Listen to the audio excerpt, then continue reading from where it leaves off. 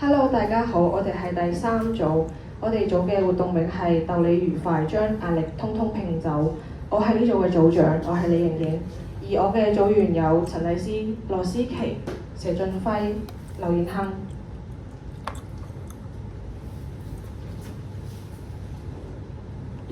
咁呢啲就係我哋組員自己整嘅拼豆 DIY。咁我想問下 Circle， 點解你會整呢啲圖案嘅？咁頭呢張啦就係我中意嘅卡通人物啦，而第二張咧佢就係 Melody 啦，佢嘅形象好可愛㗎，佢都代表咗呢個嘅純真啦、夢想同勇氣。咁佢嘅故事咧都鼓勵住我哋去追求自己嘅夢想啦。喺我哋砌緊拼豆嘅時候咧，都會沉醉於自己嘅內心世界嘅。咁佢好享受嗰個過程啦，同時可以釋放壓力同埋放鬆自己。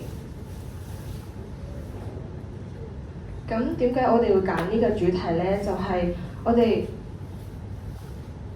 因為近年嚟學生嘅壓力、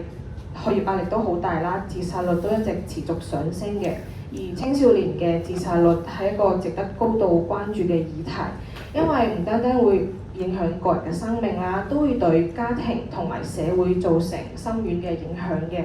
咁希望可以促進青少年對學業壓力嘅認知，可以引導青少年關注自己學業壓力，可以俾佢哋培養樂觀向上嘅態度，增加佢哋嘅自信心，俾佢哋識得學業壓力完全唔係壞事嚟嘅，而係推進前行嘅動力。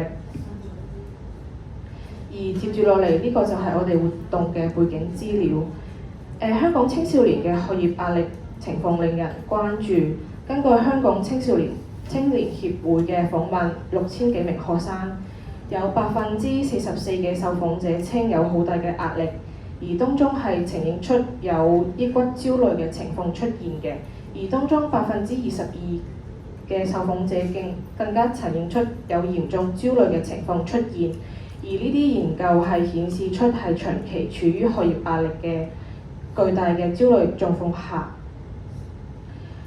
會對佢哋嘅學習成長都帶嚟咗好多嘅負面影響。由此可見，我哋同 YWCA 合作設計咗有關於俾青少年解憂學業壓力嘅活動，可以幫助青少年建立正面嘅生活態度，提升自我認識同埋調節能力，可以推介佢哋藝術治療，可以自身緩解壓力，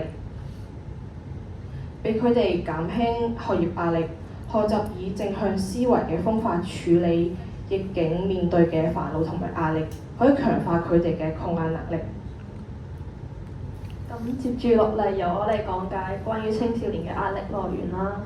根據香港青年協會關心一線喺2023年9月呢段時間抽樣自填問卷嘅結果，喺超過5000名受訪者中，佢哋最擔憂嘅事依次係成績退步、學習動力低、功課或者測驗太多、休息時間減少，而呢啲原因都會令佢哋學業壓力增加。另外，香港青年協會關心一線喺2022年9月至2023年8月期間，分別處理超過15000單同情緒相關嘅求助個案，另外超過13000單同校園生活相關嘅求助個案，大部分都同讀書壓力有關。然後就係呢個專案解決嘅社會問題。我哋發現喺而家嘅社會有好多青少年面臨好大嘅學業壓力，父母朋友都會為佢哋帶嚟好多嘅煩惱啦。假如佢哋冇一個正確嘅途徑去舒緩壓力，就會慢慢累積喺埋一齊，最後就可能導致其他問題出現。佢哋需要一個途徑去舒緩佢哋嘅壓力，例如我哋希望可以用拼豆嚟幫佢哋舒緩學業壓力。根據 Erikson 人生8階成長理論，青少年正處於自我認同或者角色混淆嘅狀況，所以佢哋就會互相攀比，希望人哋會認同佢哋。但係如果冇人認同佢哋，佢哋可能會失去方向，內心會感到彷徨同迷失，最後就會令佢嘅壓力變大。而我哋認為青少年需要其他人嘅支持同理解，同埋佢哋非常需要歸屬感。然之後你見到嘅就係關於我哋嘅預期交付成果啦。首先，我哋希望我哋透過腦動量表呢個活動嚟幫助參加者可以深入了解到一個人喺面對唔同問題嘅時候，會面對相同嘅問題時候會有唔同嘅反應啦。然之後呢個唔單止俾參加者更加了解到佢自身嘅情緒狀態，亦都可以促進佢哋對其他人嘅反應嘅理解，令佢哋明白到每個人喺對壓力嘅感知同埋應對方式都會受到好多唔同嘅因素影響，例如佢哋嘅個人經歷啊、性格特徵或者當一下嘅環境反應啦。而透過呢個活動，參加者會更加清楚咁反映佢哋喺應對壓力嘅時候嘅主觀感受，並且會認識到呢啲感受會點樣影響到佢哋嘅行為同埋佢哋嘅決策。咁樣嘅認知唔單止可以更好咁幫助到佢哋去管理好自己嘅情緒，仲可以令到佢哋可以喺面對困難嘅時候更加有能力去理解同埋支援身邊嘅人。而喺第二個活動拼豆 DIY 方面咧，我哋希望透過拼豆活動幫助參加者緩解佢哋嘅學業壓力，改善佢哋嘅心理健康。呢項活動唔單止係一種創意嘅表達，仲可以成為參加者一個釋放壓力嘅好方式。喺呢個過程之中啦，我哋會鼓勵參加者勇敢咁透過拼豆表達出佢哋自己嘅內心嘅感受，或者佢哋自己隱藏嘅情緒。無論係開心、焦慮定係不安，我哋都希望大家可以自由咁樣拼出嚟。而喺透過即係透過下面呢個活動解憂牛奶箱啦，我哋可以令希望參加者可以將佢哋嘅壓力撕碎，然之後等喺一個我哋為佢哋而設嘅垃圾桶入面啦，然後鼓勵佢哋釋放自己嘅壓力。呢個過程唔單止係一種發泄，而仲可以幫到佢哋覺得輕鬆啲，將佢哋啲負面情緒抌低啦。同時我哋都設立咗一個開心分享箱，令到參加者可以分享自己中意嘅事物同埋佢哋嘅事，或者令佢哋開心嘅經歷啦。呢個分享唔單止可以增加到大家之間嘅關係同埋互動，仲可以幫助大家緩解彼此嘅精神壓力。首先然之後啦，關於我哋嘅預期成果同埋成就啦，然之後首先我哋希望喺腦動量表呢個環節，可以幫助參加者更好咁樣理解同埋認識佢哋喺壓力底下嘅反應模式，咁樣可以增強到佢哋嘅自我意識。同時呢個活動可以凸顯到壓力嘅主題性，表達令到參加者意識到每一個人嘅感受同埋反應都係獨一無二嘅，無論係喜悅、焦慮定係困惑，大家都有自己嘅故事同埋經歷。透過分享，大家可以互相理解，從而建立更深厚嘅連結。第二啦，我哋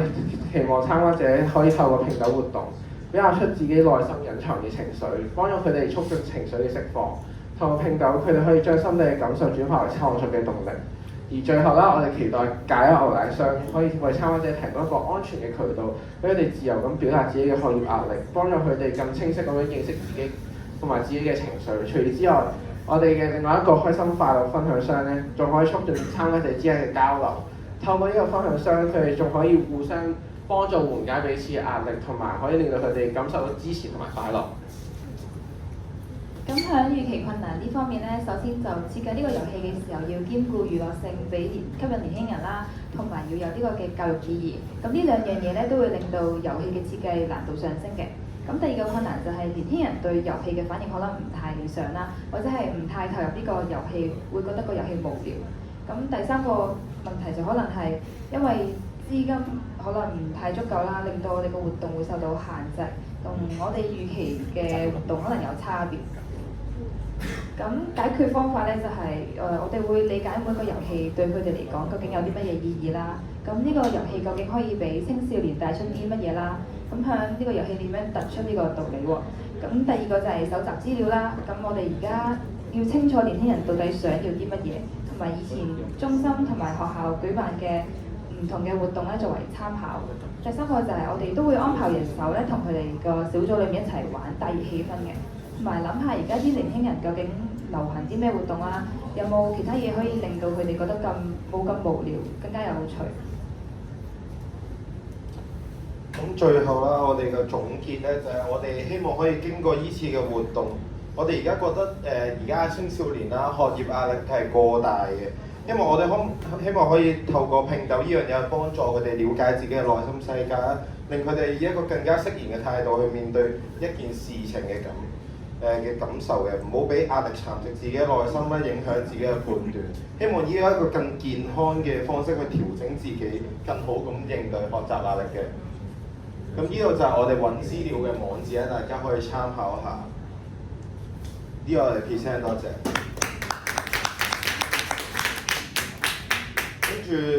跟住落嚟就係我哋嘅 Q&A 時間啦。咁咧大家有冇諗過咧？如果你覺得而家青少年啲壓力係嚟自邊度啊？究竟係家庭啊、工作啊、讀書啊，定係一個社交咧？我會認為其實比較多係喺社交同埋家庭嗰方面嘅，因為而家個青少年其實都幾需要朋友嘅支持啦，又或者係被聆聽啊、被理解嘅嗰啲環境啦，去俾佢表達多啲自我啦，建立嗰個自我認同。所以我認為咧，佢哋而家最需要係呢兩樣嘢。咁呢個聽到啦，佢覺得話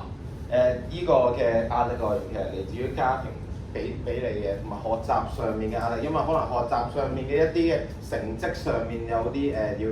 可能啲攀比啊，一啲家庭俾嘅壓力啊，都係我哋而家青少年嘅主要壓力來源之一啦。咁我哋跟住第二個問題嘅話係，如果你身邊嘅朋友有壓力嘅話，其實你有咩方法去幫助佢哋可以舒緩到佢哋嘅壓力咧？